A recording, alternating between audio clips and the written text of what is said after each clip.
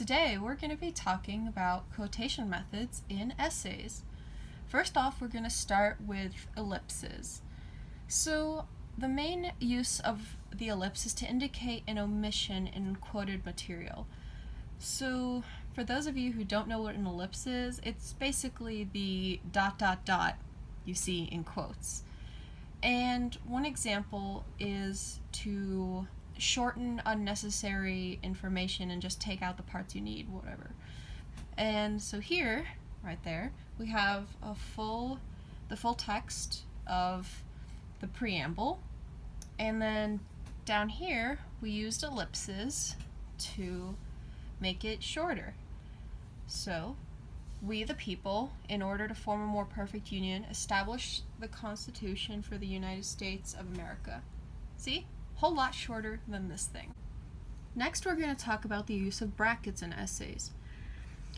Two very common examples of brackets in essays are for inserting words into an original source to clarify, simplify, or identify certain unclear things such as pronouns, or to change tense or expand contractions. So let's look at a first example.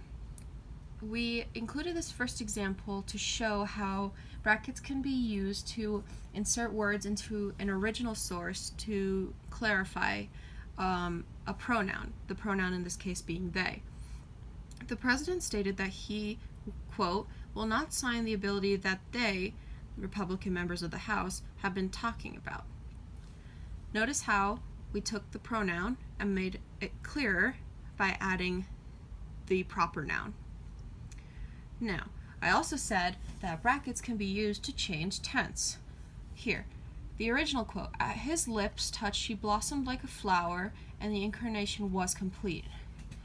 Often in academic essays, your teacher will not want past tense, such as blossomed and was, so we need to replace that. The altered quote would be, at his lips touch she blossoms like a flower, and the incarnation is complete.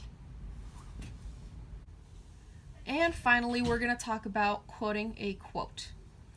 So, whenever we have a quote within a quote of a book, we want to use the single quotation marks instead of the double quotation marks.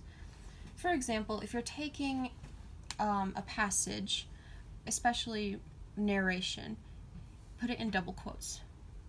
Nobody liked living there.